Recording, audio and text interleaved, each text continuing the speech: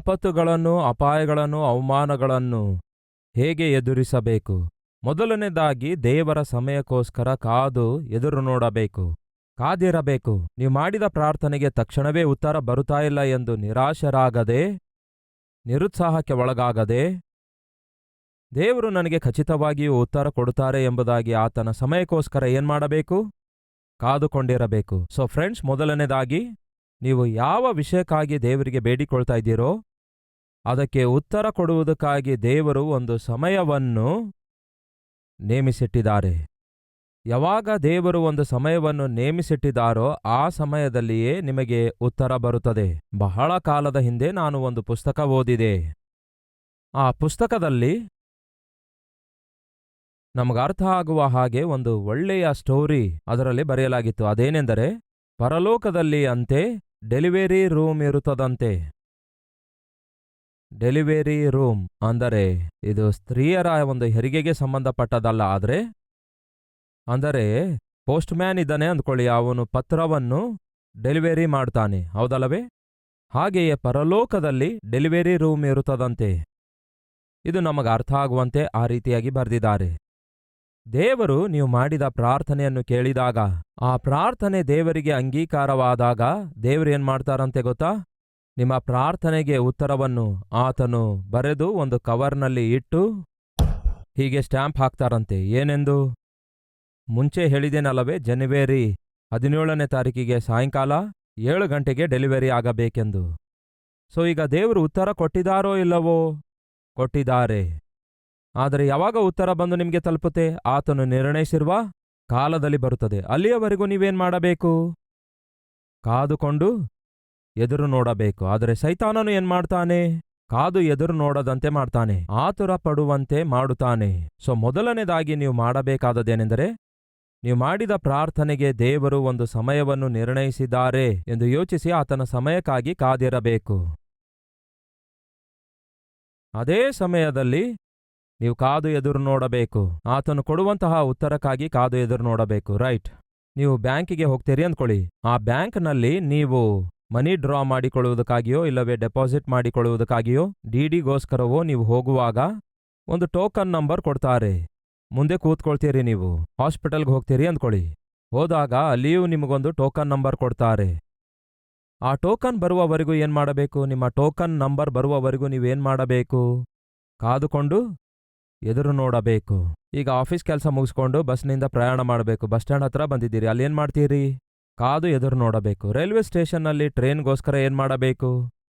ಕಾದುಕೊಂಡವರಾಗಿ ಎದುರು ನೋಡಬೇಕಲ್ಲವೇ? ಎದುರು ನೋಡಬೇಕು. ಉದ್ಯೋಗಕ್ಕಾಗಿ ಇಂಟರ್ವ್ಯೂ ಕೊಡಲು ಹೋಗ್ತೀರಿ. ಏನ್ ಮಾಡಬೇಕು? ಉದ್ಯೋಗ ಸಿಗುವವರೆಗೂ ಕಾದು ಎದುರು ನೋಡಬೇಕು. ಈಗ ಕಷ್ಟಪಟ್ಟು ಉದ್ಯೋಗ ಮಾಡಿ ತಿರುಗಿ ಮನೆಗೆ ಹೋಗಿದ್ದೀರಿ. ಹೆಂಡತಿ ಊಟ ಬಡಿಸುತ್ತಾಳೋ ಇಲ್ಲವೋ ಎಂದು ಏನ್ ಮಾಡಬೇಕು? ನೋಡಿದ್ರ ಸಹೋದರರು ಏನು ಹೇಳ್ತಿದ್ದಾರೆಂದು? ಕಾದು ಎದುರು ನೋಡಬೇಕು. ಸೊ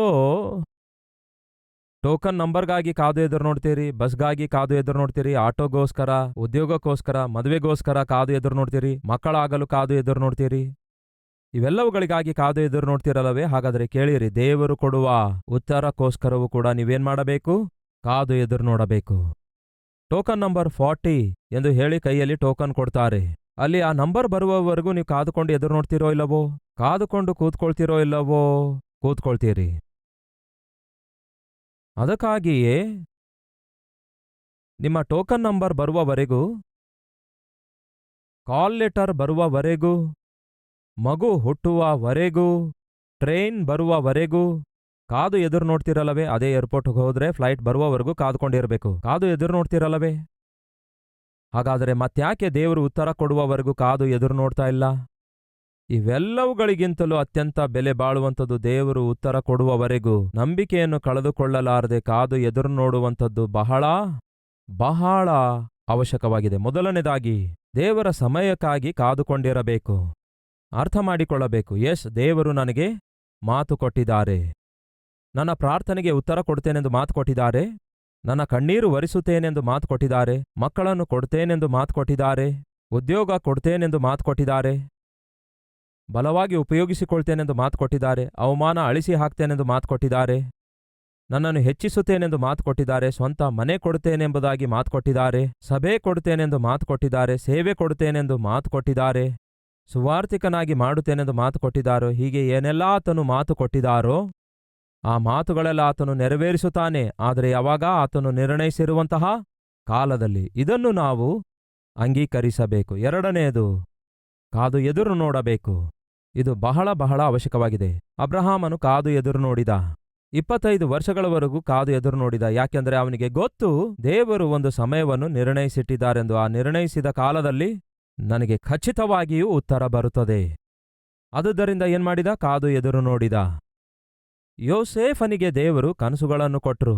ಆ ಕನಸುಗಳು ಖಚಿತವಾಗಿಯೂ ನೆರವೇರಲಿಕ್ಕಿವೆ ಎಂದು ಯೋಸೇಫನು ನಂಬಿದ. ಅದಕ್ಕೆ ದೇವರು ಒಂದು ಸಮಯವನ್ನು ನೇಮಿಸಿಟ್ಟಿದ್ದಾರೆ ಎಂದು ನಂಬಿದವನಾಗಿ ಕಾದು ಎದುರು ನೋಡಿದ. 13 ವರ್ಷಗಳವರೆಗೂ ಕಾದು ಎದುರು ನೋಡಿದ. ಯಾಕೆಂದರೆ 17 ವರ್ಷ ವಯಸ್ಸಿನಲ್ಲಿ ಯೋಸೇಫನಿಗೆ ದೇವರು ಆ ದರ್ಶನಗಳನ್ನು ಕೊಡ್ತಾರೆ. ಆದರೆ 30 ವರ್ಷ ವಯಸ್ಸಿನಲ್ಲಿ ಅವು ನೆರವೇರಲ್ಪಡ್ತವೆ. ಅಂದರೆ 13 ವರ್ಷಗಳಾಗ್ತವೆ. ದಾವೀದನನ್ನು ಸಮುವೇಲನು ಕರೆದು ಅಭಿಷೇಕಿಸುತ್ತಾನೆ. ಇಸ್ರಾಯೇಲ್ ದೇಶಕ್ಕೆ ನೀನು ರಾಜನಾಗಿದ್ದಿ ಎಂಬುದಾಗಿ ದಾವೀದನನ್ನು ಸಮುವೇಲನು ದೇವರ ಚಿತ್ತಾನುಸಾರವಾಗಿ ಅಭಿಷೇಕಿಸುತ್ತಾನೆ.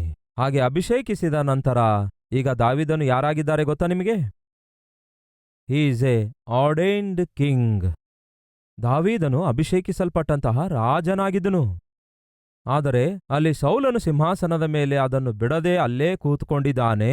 ಹಠ ಹಿಡಿದು ಕೂತ್ಕೊಂಡಿದ್ದ, ಅದನ್ನು ಬಿಡಲ್ಲ ಎಂದು ಹೇಳಿದ. ಮಾತ್ರವಲ್ಲದೆ ದೇವರು ಅಭಿಷೇಕಿಸಿರುವ ದಾವೀದನನ್ನು ಕೊಂದುಹಾಕುವುದಾದರೆ ಅವನ ಸಿಂಹಾಸನಕ್ಕೆ ಯಾವ ತೊಂದರೆ ಇರುವುದಿಲ್ಲ ಎಂದು ಯೋಚಿಸಿ ದೇವರು ಅಭಿಷೇಕಿಸಿರುವಂತಹ ದಾವೀದನನ್ನು ಕೊಲ್ಲುವುದಕ್ಕಾಗಿ ಸೌಲನು ಎಷ್ಟೋ ಸಾರಿ ಪ್ರಯತ್ನಿಸುತ್ತಾನೆ.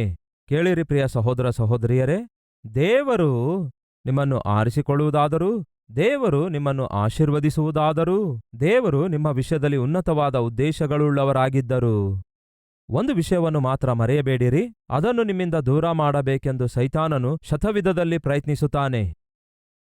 ದೇವರೇ ದಾವೀದನನ್ನು ಅಭಿಷೇಕಿಸಿದರೆ ಅಭಿಷೇಕಿಸಲ್ಪಟ್ಟ ದಾವೀದನು ಸಿಂಹಾಸನದ ಮೇಲೆ ಕೂತುಕೊಳ್ಳಲಾರದಂತೆ ಸೈತಾನನು ಎಷ್ಟು ಅಡ್ಡ ತಡೆದನು ಗೊತ್ತಾ? 1 ವರ್ಷ ಅಲ್ಲ, 2 ವರ್ಷ ಅಲ್ಲ, 3 ವರ್ಷ ಅಲ್ಲ, 5 ವರ್ಷ ಅಲ್ಲ, 10 ವರ್ಷ ಅಲ್ಲ, ಸುಮಾರು 13 ವರ್ಷಗಳವರೆಗೂ ದಾವೀದನು ಕಾದು ಎದುರು ನೋಡಬೇಕಾಯ್ತು. ಎದಕ್ಕಾಗಿ? ದೇವರು ಮಾಡಿರುವ ವಾಗ್ದಾನವನ್ನು ನೆರವೇರಿಸುವಂತಹ ಸಮಯಕ್ಕೋಸ್ಕರ. ಸೊ ನಂಬರ್ 1, ದೇವರ ಸಮಯಕ್ಕೋಸ್ಕರ ನಾವು ಕಾದುಕೊಂಡಿರಬೇಕು. ನಂಬರ್ 2, ಆತನ ಉತ್ತರಕ್ಕೋಸ್ಕರ ಕಾದು ಎದುರು ನೋಡಬೇಕು. ನಂಬರ್ 3, ಆತನು ತನ್ನ ವಾಗ್ದಾನ ನೆರವೇರಿಸುತ್ತಾನೆ ಎಂಬುದಾಗಿ ನಂಬಿಕೆಯುಳ್ಳವರಾಗಿರಬೇಕು. ಈಗ ಜಾಗ್ರತೆಯಿಂದ ಕೇಳ್ರಿ. ಅಬ್ರಹಾಮನು ನಂಬುತ್ತಾನೆ ಏನೆಂದು? ದೇವರು ಒಂದು ಸಮಯವನ್ನು ನಿರ್ಣಯಿಸಿಟ್ಟಿದ್ದಾರೆ ನನಗೊಬ್ಬ ಮಗನನ್ನು ಕೊಡುವುದಕ್ಕಾಗಿ. ನೋಡಿ, ಅದು ದೇವರ ಸಮಯಕ್ಕೋಸ್ಕರ ಕಾದುಕೊಂಡಿರುವಂಥದ್ದಾಗಿದೆ. ಎರಡನೆಯದು, ದೇವರು ಕೊಡುವಂತಹ ಉತ್ತರಕ್ಕೋಸ್ಕರ ಕಾದು ಎದುರು ನೋಡಿದ. ಮೂರನೇದು, ಈ ರೀತಿಯಾಗಿ ದೇವರು ಕೊಡುವ ಉತ್ತರಕ್ಕೋಸ್ಕರ ಸಮಯಕ್ಕೋಸ್ಕರ ಕಾದುಕೊಂಡಿರುವಂಥದ್ದಾಗಿರ್ಬೋದು, ದೇವರು ಕೊಡುವ ಉತ್ತರಕ್ಕಾಗಿ ಎದುರು ನೋಡುವಂಥದ್ದಾಗಿರಬಹುದು. ಇವೆರಡಕ್ಕೂ ಆಧಾರವೇನೆಂದರೆ ದೇವರು ಕೊಟ್ಟ ವಾಗ್ದಾನವಾಗಿದೆ. ನಿಮ್ಗೇನಾದ್ರೂ ಅರ್ಥ ಆಗ್ತಿದೆಯಾ? ದೇವರು ನಮ್ಮ ವಿಷಯದಲ್ಲಿ ಉನ್ನತವಾದ ಉದ್ದೇಶವುಳ್ಳವರಾಗಿ ನಮ್ಮನ್ನು ಅತ್ಯಧಿಕವಾಗಿ ಆಶೀರ್ವದಿಸಬೇಕು ಎಂದು ಆಶಿಸುತ್ತಿರುವಾಗ ನಮ್ಮಿಂದ ದೇವರು ಏನನ್ನು ಕೋರಿಕೊಳ್ತಾರೆ? ನೀತಿಯಿಂದ ಬದುಕುವುದೊಂದೇ. ಅದನ್ನೇ ಅಲ್ಲವೋ ಅಬ್ರಹಾಮನಿಂದ ಕೋರಿಕೊಂಡದು? ನಾನು ಸರ್ವಶಕ್ತನಾದ ದೇವರಾಗಿದ್ದೇನೆ, ನಾನು ನಿನ್ನನ್ನು ಅತ್ಯಧಿಕವಾಗಿ ಆಶೀರ್ವದಿಸುವವನಾಗಿರೋದ್ರಿಂದ ನೀನು ನನ್ನ ಮುಂದೆ ನಿಂದಾರಹಿತನಾಗಿ ಜೀವಿಸು. ಫಾಲ್ಟ್ಲೆಸ್. ಯಾವುದೇ ರೀತಿಯಾಗಿ ನಿಂದಿಸುವುದಕ್ಕಾಗಲಿ, ತಪ್ಪು ಮಾಡುವವನಾಗಲಿ, ದೋಷಿಯಾಗಿ ಆಗಲಿ ಕಾಣಿಸಿಕೊಳ್ಳಬಾರದು. ಅಂದರೆ ನೀತಿಯಿಂದ ಜೀವಿಸುವನುತ್ತಾರೆ ಎಂಬ ಈ ಮಾತನ್ನು ಮರೆಯಬೇಡಿರಿ. ಅದೇ ರೀತಿ ದೇವರು ನಿಮ್ಮನ್ನು ನನ್ನನ್ನು ಅತ್ಯಧಿಕವಾಗಿ ಆಶೀರ್ವದಿಸಬೇಕಾದರೆ ನಾವು ಕೂಡ ನೀತಿಯಿಂದಲೇ ಜೀವಿಸಬೇಕು. ರೈಟ್? ಇದನ್ನು ಮನಸ್ಸಲ್ಲಿ ಚೆನ್ನಾಗಿ ನೆನ್ಪಿಟ್ಕೊಳ್ರಿ. ಅತ್ಯಧಿಕವಾಗಿ ಆಶೀರ್ವದಿಸುತ್ತೇನೆಂದು ವಾಗ್ದಾನ ಮಾಡಿದಂತಹ ದೇವರು ಏನ್ಮಾಡಿದ್ರು? ಮೊದಲೇನ್ ಮಾಡಿದ್ರು? ವಾಗ್ದಾನ ಮಾಡಿದರು. ಆ ವಾಗ್ದಾನವನ್ನು ಅಬ್ರಹಾಮನು ಏನ್ಮಾಡಿದ? ನಂಬಿದ. ನಂಬಿರುವುದರಿಂದ ದೇವರ ಸಮಯಕ್ಕೋಸ್ಕರ ಕಾದು ಎದುರು ನೋಡಿದ. ಹಾಗೆ ಸಮಯಕ್ಕೋಸ್ಕರ ಕಾದುಕೊಂಡಿರುವ ಪ್ರಕ್ರಿಯೆಯಲ್ಲಿ ದೇವರು ನನಗೆ ಉತ್ತರ ಕೊಟ್ಟೇ ಕೊಡುತ್ತಾರೆ ಎಂದು ನಂಬಿಕೆಯಿಂದ ಎದುರು ನೋಡಿದ. ಮೊದಲು ನಂಬುತ್ತಾನೆ ದೇವರು ಒಂದು ಸಮಯವನ್ನು ನಿರ್ಣಯಿಸಿದ್ದಾರೆಂದು. ಅದಕ್ಕಾಗಿಯೇ ಎದುರು ನೋಡಿದ. ಇದೆಲ್ಲದಕ್ಕೆ ಕಾರಣವೇನೆಂದರೆ ದೇವರು ಅಬ್ರಹಾಮನಿಗೆ ಏನ್ಮಾಡುತ್ತಾರೆ? ವಾಗ್ದಾನ ಮಾಡುತ್ತಾರೆ. ಅಬ್ರಹಾಮನಿಗೆ ವಾಗ್ದಾನ ಮಾಡ್ತಾರೆ, ಮಗನನ್ನು ಕೊಡ್ತೇನೆಂದು. ಹಾಗಾಗಿ ಅಬ್ರಹಾಮ ಏನ್ಮಾಡ್ತಾನೆ? ದೇವರು ನನಗೊಬ್ಬ ಮಗನನ್ನು ಕೊಡುವುದಕ್ಕೋಸ್ಕರ ಒಂದು ಸಮಯ ನಿರ್ಣಯಿಸಿದ್ದಾರೆ ಎಂದು ನಂಬಿ ಕಾದು ಎದುರು ನೋಡಿದ. ಎಷ್ಟು ಕಾಲ? 25 ವರ್ಷಗಳ ಕಾಲ. ಯೋಸೇಫನಿಗೆ ದೇವರು ದರ್ಶನಗಳನ್ನು ಕೊಟ್ರು. ನಿನ್ನನ್ನು ಅತ್ಯಧಿಕವಾಗಿ ಆಶೀರ್ವದಿಸುತ್ತೇನೆ ಎಂದು ಹೇಳಿ ದರ್ಶನ ಕೊಟ್ರು. ದೇವರು ಕೊಟ್ಟ ದರ್ಶನವನ್ನು ಯೋಸೇಫನು ನಂಬಿರುವುದರಿಂದ ಅವನೇನ್ಮಾಡುತ್ತಾನೆ? ತಕ್ಕ ಕಾಲದಲ್ಲಿ ದೇವರು ನನಗೆ ಅತ್ಯಧಿಕವಾಗಿ ಆಶೀರ್ವದಿಸುತ್ತಾರೆ ಎಂದು ನಂಬಿ ಎದುರು ನೋಡಿದ. ದಾವೀದನಿಗೆ ದೇವರು ದೊಡ್ಡ ರಾಜನನ್ನಾಗಿ ಮಾಡುತ್ತೇನೆಂದು ಹೇಳಿ ಅಭಿಷೇಕಿಸಿದರು. ರಾಜನಾಗುತ್ತಿ ಎಂಬುದಾಗಿ ದೇವರು ಅಭಿಷೇಕಿಸುತ್ತಾರೆ, ರಾಜನಾಗಿ ಅಭಿಷೇಕಿಸುತ್ತಾರೆ. ಆದರೆ ಅವನು ಇನ್ನೂ ರಾಜನಾಗಿರಲಿಲ್ಲ. ಆದರೆ ದಾವೀದನಿಗೆ ಒಂದು ನಂಬಿಕೆ ಇತ್ತು, ಒಂದು ದಿನ ಬರುತ್ತೆ, ನಾನು ಈ ದೇಶವನ್ನು ಪರಿಪಾಲಿಸುತ್ತೇನೆ. ಆದರೆ ಆ ದಿನವೇ ಪರಿಪಾಲಿಸಲಿಲ್ಲ. ಯಾಕೆಂದರೆ ದೇವರು ಒಂದು ಸಮಯವನ್ನು ನಿರ್ಣಯಿಸಿಟ್ಟಿದ್ದಾರೆ ನನ್ನನ್ನು ಆ ಸಿಂಹಾಸನದ ಮೇಲೆ ಕುಡ್ರಿಸುವುದಕ್ಕಾಗಿ. ದೇವರು ಒಂದು ಸಮಯವನ್ನು ನಿರ್ಣಯಿಸಿಟ್ಟಿದ್ದಾರೆ ಎಂದು ನಂಬಿ ಆ ಸಮಯ ಬರುವವರೆಗೂ ದಾವೀದನು ಏನ್ಮಾಡ್ತಾನೆ? ಎದುರು ನೋಡುತ್ತಾನೆ. ನಂಬುವುದಕ್ಕಾಗಲಿ ಕಾದು ಎದುರು ನೋಡುವುದಕ್ಕಾಗಲಿ ಆಧಾರವೇನು? ದೇವರು ಮಾಡಿದ ವಾಗ್ದಾನ. ಈಗ ನನ್ನ ಪ್ರಶ್ನೆ ಏನೆಂದರೆ, ನೀವು ಏನೆಲ್ಲ ದೇವರ ಬಳಿಯಿಂದ ಹೊಂದಿಕೊಳ್ಳಬೇಕು ಎಂದು ಆಶಿಸುತ್ತಾ ಇದ್ದೀರೋ ಅದಕ್ಕೆ ಸಂಬಂಧಪಟ್ಟಂತಹ ವಾಗ್ದಾನ ಏನಾದರೂ ನೀವು ಹೊಂದಿಕೊಂಡಿದ್ದೀರಾ? ಇದು ಪ್ರಶ್ನೆ. ಎಕ್ಸಾಂಪಲ್, ನಮ್ಮಲ್ಲಿ ಯಾರಾದರೂ ಒಂದು ವೇಳೆ ಗರ್ಭಫಲ ಇಲ್ಲದಂತಹ ದಂಪತಿಗಳು ಯಾರಾದರೂ ಇರುವುದಾದರೆ, ದೇವರು ನಿಮಗೆ ವಾಗ್ದಾನ ಮಾಡಿದಾರೋ, ನಾನು ದೇವರ ವಾಕ್ಯವನ್ನು ಸಾರುತ್ತಿರುವಾಗ, ಇಲ್ಲವೇ ನೀವೇ ವೈಯಕ್ತಿಕವಾಗಿ ಬೈಬಲ್ ಓದುತ್ತಿರುವಾಗ, ಇಲ್ಲವೇ ಟಿವಿಯಲ್ಲಿ ನೀವು ವಾಕ್ಯ ಕೇಳ್ತಿರುವಾಗ ದೇವರು ನಿಮ್ಮೊಂದಿಗೆ ಮಾತಾಡಿ ಗರ್ಭಫಲವನ್ನು ನಾನು ನಿಮಗೆ ಕೊಡ್ತೇನೆಂದು ವಾಗ್ದಾನ ಮಾಡಿದಾರೋ? ಗಮನ ಕೊಟ್ಟು ಕೇಳಿ ಪ್ರಿಯರೇ. ಇತ್ತೀಚೆಗೆ ನನ್ನ ಬಳಿಗೆ 2 ದಂಪತಿಗಳು ಬಂದಿದ್ರು. ಹಾಗೆ ಬಂದಾಗ ಅವನ ಹೆಂಡತಿ ಗರ್ಭಿಣಿಯಾಗಿದ್ದಳು. ಗಂಡ ಹೆಂಡತಿಯರಿಬ್ಬರೂ ಬಂದು ಹೇಳ್ತಿರುವ ಮಾತೇನು ಗೊತ್ತಾ? ಅಣ್ಣ, ಕಳೆದ ವರ್ಷ ದೇವರು ನಿಮ್ಮ ಮುಖಾಂತರ ನಮ್ಮೊಂದಿಗೆ ಮಾತಾಡಿದ್ರು. ಬರುವ ವರ್ಷ ಇದೇ ದಿನಮಾನಗಳಲ್ಲಿ ನಿಮ್ಮ ಕೈಯಲ್ಲಿ ಒಂದು ಮುದ್ದಾದ ಮಗು ಇರುತ್ತದೆ ಎಂದು ದೇವರು ನಿಮ್ಮ ಮುಖಾಂತರ ಮಾತಾಡಿದ್ದಾರೆ, ನಿಮ್ಮ ಮುಖಾಂತರ ವಾಗ್ದಾನ ಮಾಡಿದ್ದಾರೆ. ಆ ದಿನ ಆ ವಾಗ್ದಾನದಲ್ಲಿ ನಾವು ನಂಬಿಕೆ ಇಟ್ಟಿದ್ದೆವು. ಈ ದಿನ ದೇವರ ಒಂದು ಆಶ್ಚರ್ಯ ಕಾರ್ಯವನ್ನು ನೋಡ್ತಿದ್ದೇವೆ. ನಾನು ಪ್ರೆಗ್ನೆಂಟ್ ಆಗಿದ್ದೇನೆ ಅಂದ್ರು. 7th ಮಂತ್ 8th ಮಂತ್ ಪ್ರೆಗ್ನೆಂಟ್ನಲ್ಲಿ ಇದ್ದೇನೆ ಅಂದ್ರು. ಮೊದಲನೇದಾಗಿ ಆ ಸಹೋದರಿ ದೇವರ ಬಳಿಯಿಂದ ವಾಗ್ದಾನ ಪಡೆದುಕೊಂಡಳು. ಮತ್ತೊಮ್ಮೆ ಹೇಳ್ತೇನೆ ಕೇಳಿ. ನಿರಾಶೆ ನಿರುತ್ಸಾಹವನ್ನು ಅಬ್ರಹಾಮನು ಹಾದು ಹೋಗುತ್ತಿರುವಾಗ ದೇವರು ಇಳಿದು ಬರ್ತಾರೆ ವಾಕ್ಯದ ಮುಖಾಂತರ. ಇಳಿದು ಬಂದು ಅಬ್ರಹಾಮನೊಂದಿಗೆ ಮಾತಾಡಿ, ನಿನ್ನ ಸಂತಾನವನ್ನು ನಾನು ಬಹಳವಾಗಿ ವಿಸ್ತರಿಸುತ್ತೇನೆ, ಆಕಾಶದ ನಕ್ಷತ್ರಗಳ ಹಾಗೆ ನಾನು ಬಹಳವಾಗಿ ಆಶೀರ್ವದಿಸುತ್ತೇನೆ ಎಂದು ಹೇಳಿ ದೇವರೇನ್ ಮಾಡಿದ್ರು? ವಾಗ್ದಾನ ಮಾಡಿದ್ರು. ಒಂದು ಮಗುವು ಕೂಡ ಇಲ್ಲದೇ ಇರುವಾಗ ದೇವರು ನಿನ್ನ ಸಂತಾನವನ್ನು ನಕ್ಷತ್ರದಷ್ಟು ಮಾಡುತ್ತೇನೆ ಎಂದು ಹೇಳಿದಾಗ ಅಬ್ರಹಾಮನು ಏನ್ಮಾಡ್ತಾನೆ? ಬೈಬಲ್ನಲ್ಲಿ ಏನಿದೆ? ಅಬ್ರಹಾಮನು ಯೆಹೋವನನ್ನು ನಂಬಿದನು ಅಂತ ಇದೆ. ದಯವಿಟ್ಟು ಕೇಳಿ ಪ್ರಿಯರೇ, ಅಬ್ರಹಾಮನು ಜನ್ಮ ಕೊಟ್ಟಿರೋದು ಒಬ್ಬನೇ ಒಬ್ಬ ಮಗನನ್ನು. ಅವನ ಹೆಸರು ಏನೆಂದು ಹೇಳ್ರಿ? ಇಸಾಕನು. ಇಸಾಕನಿಗೆ 2 ಮಕ್ಕಳು ಹುಟ್ಟುತ್ತಾರೆ, ಯಾಕೋಬನು, ಏಸಾವನು. ದಯವಿಟ್ಟು ಇದನ್ನು ಮರೆಯಬೇಡಿ ಪ್ರಿಯರೇ. ಅಬ್ರಹಾಮನು ಸತ್ತು ಹೋದಾಗ ಯಾಕೋಬನ ವಯಸ್ಸು 15 ವರ್ಷ ಆಗಿತ್ತು, ಏಸಾವನ ವಯಸ್ಸು ಕೂಡ 15 ವರ್ಷ ಆಗಿತ್ತು. ಅಂದರೆ ಅಬ್ರಹಾಮನ ಮಡಿಲಲ್ಲಿಯೇ ಏಸಾವನು ಬೆಳೆಯುತ್ತಾನೆ, ಯಾಕೋಬನು ಬೆಳೆಯುತ್ತಾನೆ. ಎಲ್ಲಿಯವರೆಗೂ? ಅವರ ಚಿರುಪ್ರಾಯದವರೆಗೂ. ಅಂದರೆ ವಾಸ್ತವದಲ್ಲಿ ಅಬ್ರಹಾಮನು ನಕ್ಷತ್ರದಷ್ಟು ವಿಸ್ತಾರವಾದ ಸಂತಾನವನ್ನು ನೋಡಿದನೋ? ನೋಡಲಿಲ್ಲ.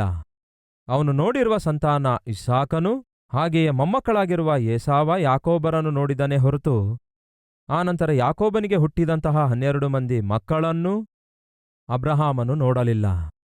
ದಯವಿಟ್ಟು ಗಮನಿಸಬೇಕು.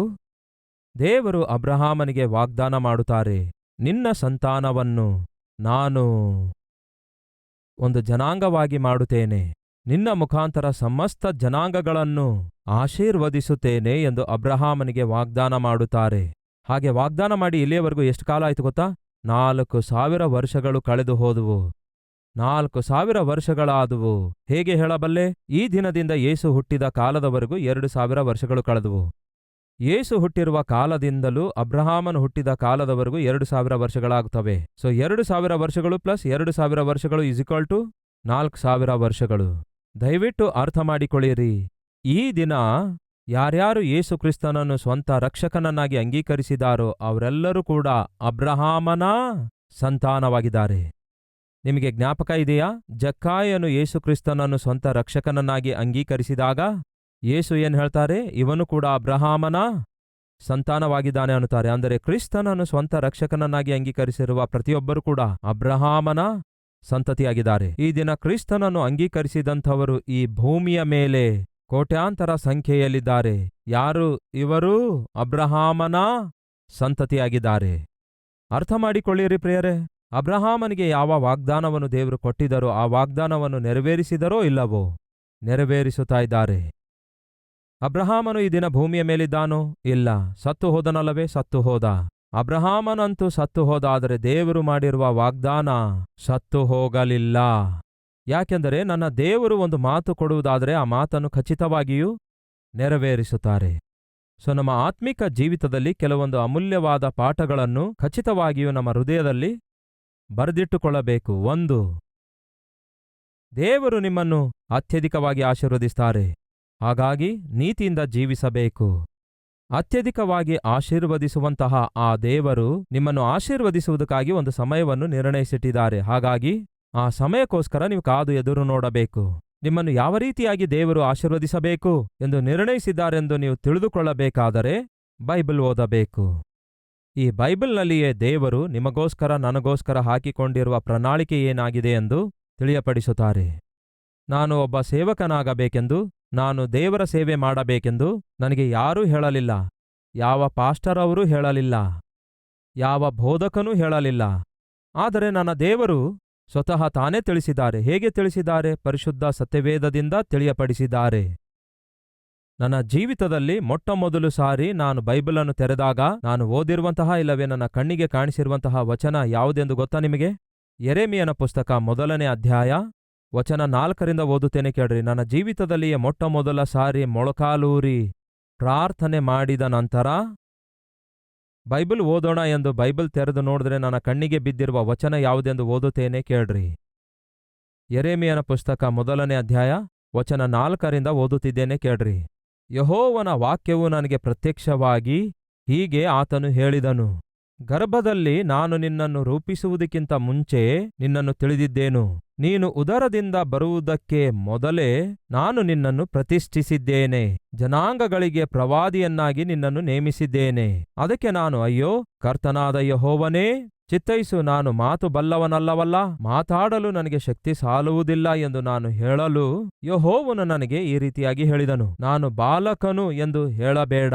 ಯಾರ ಬಳಿಗೆ ನಿನ್ನನ್ನು ಕಳುಹಿಸುತ್ತೇನೋ ಅವರ ಬಳಿಗೆ ನೀನು ಹೋಗುವಿ. ನಾನು ನಿನಗೆ ಆಜ್ಞಾಪಿಸಿದ ಸಂಗತಿಗಳೆಲ್ಲವನ್ನು ನುಡಿಯುವಿ. ಅವರಿಗೆ ಅಂಜಬೇಡ, ನಿನ್ನನ್ನು ಉದ್ಧರಿಸಲು ನಾನೇ ನಿನ್ನೊಂದಿಗೆ ಇದ್ದೇನೆ. ಇದೇ ಯೆಹೋವನ ಮಾತು. ಆ ದಿನ ಈ ವಾಕ್ಯವನ್ನು ನಾನು ಓದುತ್ತಾ ಇರುವಾಗ ನನ್ನ ವಯಸ್ಸು 12 ವರ್ಷ ಆಗಿತ್ತು. 12 ವರ್ಷ ವಯಸ್ಸಿನಲ್ಲಿ ನನ್ನ ಜೀವಿತದಲ್ಲಿಯೇ ಮೊಟ್ಟಮೊದಲ ಸಾರಿ ನಾನು ಬೈಬಲನ್ನು ತೆರೆದಾಗ ನನಗೆ ದೇವರು ತೋರಿಸಿರುವ ವಾಕ್ಯ ಇದಾಗಿದೆ.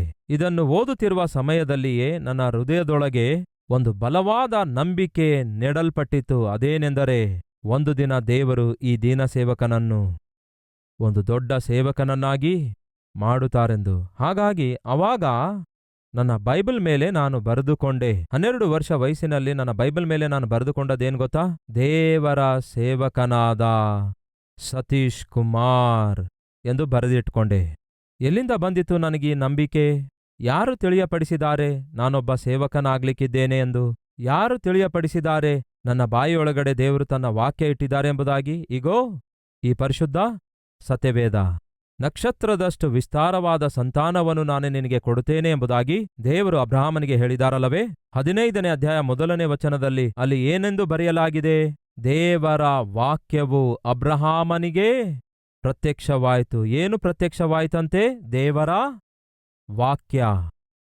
ಈ ದಿನ ಅದೇ ದೇವರ ವಾಕ್ಯ ನಿಮ್ಮ ಕೈಯಲ್ಲಿದೆ. ದೇವರು ನಿಮ್ಮೊಂದಿಗೆ ಮಾತಾಡುತ್ತಾರೆ. ದೇವರು ನಿಮಗೆ ವಾಗ್ದಾನ ಕೊಡ್ತಾರೆ. ಆ ವಾಗ್ದಾನವನ್ನು ಇಗೋ ಈ ಪರಿಶುದ್ಧ ಸತ್ಯವೇದದ ಮುಖಾಂತರ ಕೊಡ್ತಾರೆ. ಹಾಗಾಗಿ ನೀವು ಬೈಬಲ್ ಓದುವಾಗ ದೇವರು ನಿಮ್ಮೊಂದಿಗೆ ಮಾತಾಡ್ತಾರೆ. ನೀವು ಕುಟುಂಬ ಸಮಸ್ಯೆ ಹಾದು ಹೋಗ್ತಾ ಇದ್ದೀರಾ, ದೇವರು ನಿಮ್ಮೊಂದಿಗೆ ಮಾತಾಡುತ್ತಾರೆ. ಅವುಗಳಿಂದ ಯಾವ ರೀತಿ ದೇವರು ನಿಮ್ಮನ್ನು ಬಿಡಿಸಬಲ್ಲರೆಂದು ತಿಳಿಯಪಡಿಸುತ್ತಾರೆ. ಆರ್ಥಿಕ ಸಮಸ್ಯೆ ಹಾದು ಹೋಗ್ತಾ ಇದ್ದೀರಾ, ದೇವರು ನಿಮ್ಮೊಂದಿಗೆ ಮಾತಾಡ್ತಾರೆ. ತನ್ನ ವಾಕ್ಯದ ಮೂಲಕವೇ ಮಾತಾಡ್ತಾರೆ. ವೈಯಕ್ತಿಕ ಸಮಸ್ಯೆಗಳಾಗಲಿ, ಅನಾರೋಗ್ಯ ಸಮಸ್ಯೆಗಳಾಗಲಿ, ಹೀಗೆ ಯಾವುದೇ ಸಮಸ್ಯೆಗಳಾಗಲಿ ನೀವು ಹಾದು ಹೋಗ್ತಾ ಇದ್ದೀರೋ ಆ ಸಮಸ್ಯೆಗಳಿಗೆ ಬೇಕಾದಂತಹ ಪರಿಷ್ಕಾರ ಕೊಡುವಂತಹ ವಾಗ್ದಾನ ಪರಿಶುದ್ಧ ಸತ್ಯವೇದದಲ್ಲಿ ಇದೆ. ಈ ಪರಿಶುದ್ಧ ಸತ್ಯವೇದವನ್ನು ಓದುವಾಗ ದೇವರ ವಾಗ್ದಾನಗಳೇನಾಗಿವೆ ಎಂದು ನಮಗೆ ಸ್ಪಷ್ಟವಾಗಿ ಗೊತ್ತಾಗ್ತವೆ. ಅದಕ್ಕಾಗಿಯೇ ಕ್ರೈಸ್ತಿಯ ಸಮಾಜವೇ ಪರಿಶುದ್ಧ ಸತ್ಯವೇದವನ್ನು ತಪ್ಪದೇ ಓದಬೇಕು. ಯಾಕೆಂದರೆ ಮತ್ತೊಮ್ಮೆ ಜ್ಞಾಪಕಗೊಳಿಸುತ್ತೇನೆ, ಅಬ್ರಹಾಮನು 25 ವರ್ಷಗಳವರೆಗೂ ಕಾದು ಎದುರು ನೋಡುವುದಕ್ಕಾಗಿ, ಯೋಸೇಫನು ಕಾದು ಎದುರು ನೋಡುವುದಕ್ಕಾಗಿ, ದಾವೀದನು 13 ವರ್ಷ ಕಾದು ಎದುರು ನೋಡುವುದಕ್ಕಾಗಿ ಪ್ರಧಾನ ಕಾರಣವೇನೆಂದರೆ ದೇವರು ಅವರಿಗೆ ಮಾಡಿರುವಂತಹ ವಾಗ್ದಾನ. ದೇವರು ಅವರಿಗೆ ಮಾಡಿದಂತಹ ವಾಗ್ದಾನ ಅವರ ನಂಬಿಕೆ ಕುಂದು ಹೋಗುವ ಹಾಗೆ ಮಾಡಲಿಲ್ಲ. ದೇವರು ಅವರಿಗೆ ಮಾಡಿರುವಂತಹ ವಾಗ್ದಾನ ಅವರು ದೇವರಿಂದ ದೂರ ಆಗಲಾರದಂತೆ ಕಾಪಾಡಿತು. ನಿಮ್ಮ ಜೀವಿತದಲ್ಲಿ ಎಂತಹ ಕಾರ್ಯ ಮಾಡಲಿಕ್ಕಿದ್ದಾರೋ, ಎಂತಹ ಆಶ್ಚರ್ಯ ಕಾರ್ಯ ಉಂಟು ಮಾಡಲಿಕ್ಕಿದ್ದಾರೋ ಎಂದು ದೇವರು ನಿಮ್ಮೊಂದಿಗೆ ಮಾತಾಡ್ತಾರೆ ಈ ಪರಿಶುದ್ಧ ಸತ್ಯವೇದದ ಮೂಲಕ. ಹಾಗಾಗಿ ದೇವರ ವಾಗ್ದಾನಗಳನ್ನು ನಾವು ಸ್ವಾಧೀನ ಮಾಡಿಕೊಳ್ಳಬೇಕು. ನಾನು 30 ವರ್ಷಗಳಿಂದ ಸೇವೆ ಮಾಡ್ತಿದ್ದೇನೆ. ಎಷ್ಟೋ ಹೋರಾಟಗಳು ಬಂದವು, ಎಷ್ಟೋ ಅಪಾಯಗಳು ಎದುರಾದವು, ಎಷ್ಟೋ ಅಪನಿಂದನೆಗಳು ಬಂದವು, ಎಷ್ಟೋ ಅವಮಾನಗಳು ಬಂದವು, ಎಷ್ಟೋ ಅನುಭವಗಳಾದವು. ಇವೆಲ್ಲವುಗಳ ಮಧ್ಯದಲ್ಲಿ ನನ್ನನ್ನು ಕಾಪಾಡುತ್ತಾ ಬಂದಿರೋದು, ಬಲವಾದ ರೀತಿಯಲ್ಲಿ ಸೇವೆ ಮಾಡಲು ಶಕ್ತಿಯನ್ನು ಕೊಟ್ಟಿರೋದು ಯಾವುದಾದರೂ ಇರುವುದಾದರೆ ಅದು ದೇವರು ನನಗೆ ಕೊಟ್ಟಿರುವ, ಹೇಳ್ರಿ ಏನಾಗಿದೆ? ವಾಗ್ದಾನ. ಯಾವುದು ವಾಗ್ದಾನ ಅಂದರೆ ಇಗೋ ದೇವರು ನನಗೆ ಕೊಟ್ಟಿರುವ ವಾಗ್ದಾನ ಇದಾಗಿದೆ. ಈ ದಿನ ಪ್ರಾರ್ಥನೆ ಮಾಡುತ್ತಾ ಇರುವಾಗ ದೇವರು ನನಗೆ ಕೊಟ್ಟ ಮತ್ತೊಂದು ವಾಗ್ದಾನ ಓದುತ್ತಾ ಇದ್ದೇನೆ, ಗಮನ ಕೊಟ್ಟು ಕೇಳ್ರಿ. ಇದೇ ಅಧ್ಯಾಯ 18-19 ವಚನ. ಇಗೋ ನಾನು ಈ ಹೊತ್ತು ನಿನ್ನನ್ನು ಯೆಹೂದದ ಅರಸರು, ಅಧಿಪತಿಗಳು, ಯಾಜಕರು, ಸಾಧಾರಣ ಜನರು, ಅಂತು ದೇಶದವರೆಲ್ಲರನ್ನೂ ಎದುರಿಸುವುದಕ್ಕಾಗಿ ಈ ದೇಶದಲ್ಲಿ ನೀನು ಎಲ್ಲಿಗೆ ಹೋದರೂ ಸಹ. ಎಂತಹ ಅದ್ಭುತವಾದ ಮಾತಾಗಿದೆ ನೋಡಿ. ಏನಂತೆ? ರಾಜರ ಬಳಿಗೆ ಹೋದರು, ಪ್ರಧಾನರ ಬಳಿಗೆ ಹೋದರು, ಯಾಜಕರ ಬಳಿಗೆ ಹೋದರು, ದೇಶದ ನಿವಾಸಿಗಳ ಬಳಿಗೆ ಹೋದರು ಸಹ, ಈ ದೇಶದಲ್ಲೆಲ್ಲ ನೀನು ಎಲ್ಲಿಗೆ ಹೋದರೂ ಪೌಳಿಗೋಡೆಗಳುಳ್ಳ ಪಟ್ಟಣವನ್ನಾಗಿಯೂ, ಕಬ್ಬಿಣದ ಕಂಬವನ್ನಾಗಿಯೂ, ತಾಮ್ರದ ಪೌಳಿಗೋಡೆಯನ್ನಾಗಿಯೂ ನೀನು ಇರುವ ಹಾಗೆ ಈ ದಿನ ನಾನು ನಿನ್ನನ್ನು ನೇಮಿಸಿದ್ದೇನೆ. ಅವರು ನಿನಗೆ ವಿರುದ್ಧವಾಗಿ ಯುದ್ಧ ಮಾಡುವರು, ಆದರೆ ನಿನ್ನನ್ನು ಸೋಲಿಸಲಾಗುವುದಿಲ್ಲ. ನಿನ್ನನ್ನು ಉದ್ಧರಿಸಲು ನಾನೇ ನಿನ್ನೊಂದಿಗೆ ಇರುವೆನು. ಇದು ಯೆಹೋವನ ಮಾತು. ಇದು ಈ ದಿನ ನಾನು ಪ್ರಾರ್ಥಿಸುವಾಗ ದೇವರು ಮಾಡಿರುವ ವಾಗ್ದಾನವಾಗಿದೆ. ನಿನ್ನ ವಿರುದ್ಧವಾಗಿ ಯುದ್ಧ ಮಾಡ್ತಾರೆ ಮಗನೇ, ಆದರೆ ನಾನು ನಿನ್ನೊಂದಿಗೆ ಇರುವುದರಿಂದ ಅವರು ನಿನ್ನನ್ನು ಏನಂತೆ ಸೋಲಿಸಲು ಆಗೋದಿಲ್ಲ. ಕೇಳಿ ಪ್ರಿಯ ಸಹೋದರ ಸಹೋದರಿಯರೇ, ಬೈಬಲ್ನಲ್ಲಿ ಕೆಲವೊಂದು ಸಾವಿರಾರು ವಾಗ್ದಾನಗಳಿವೆ. ಆ ವಾಗ್ದಾನಗಳನ್ನು ದೇವರು ನಿಮಗೋಸ್ಕರ ನನಗೋಸ್ಕರವೇ ಲಿಖಿಸಿ ಇಟ್ಟಿದ್ದಾರೆ. ಆ ವಾಗ್ದಾನಗಳೇ ನಮಗಿರುವ ಪ್ರತಿ ಅವಶ್ಯಕತೆಗಳನ್ನೆಲ್ಲ ತೀರಿಸಿ ಬಿಡುತ್ತವೆ. ಅವು ನಮಗೆ ಧೈರ್ಯ ಕೊಡುತ್ತವೆ. ಅವು ನಮ್ಮ ನಂಬಿಕೆಯನ್ನು ಹೆಚ್ಚಿಸುತ್ತವೆ. ಅವು ನಮ್ಮ ಭಯ ತೊಲಗಿಸಿಬಿಡುತ್ತವೆ. ನಿರ್ಭಯದಿಂದ ಜೀವಿಸುವ ಶಕ್ತಿ ಕೊಡುತ್ತವೆ. ಮುಂದಕ್ಕೆ ಸಾಗಲು ಬೇಕಾದ ಕೃಪೆಯನ್ನು ಒದಗಿಸುತ್ತವೆ.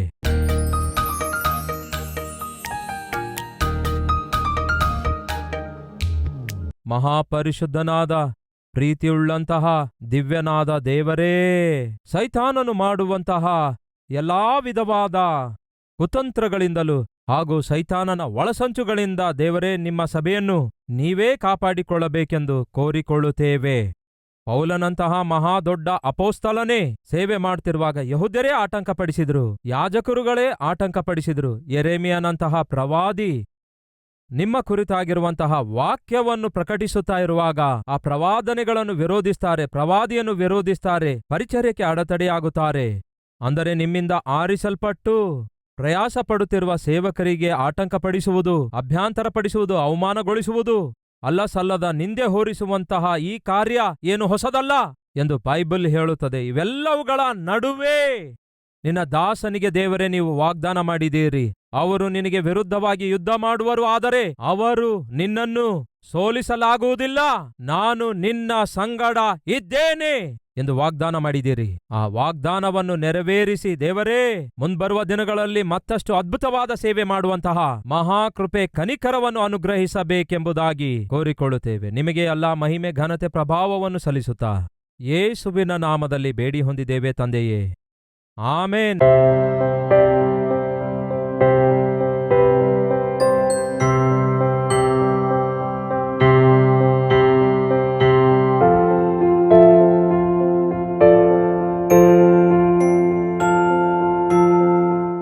Address Calvary, Post Box number 30, Kokatpalli, Hyderabad 72.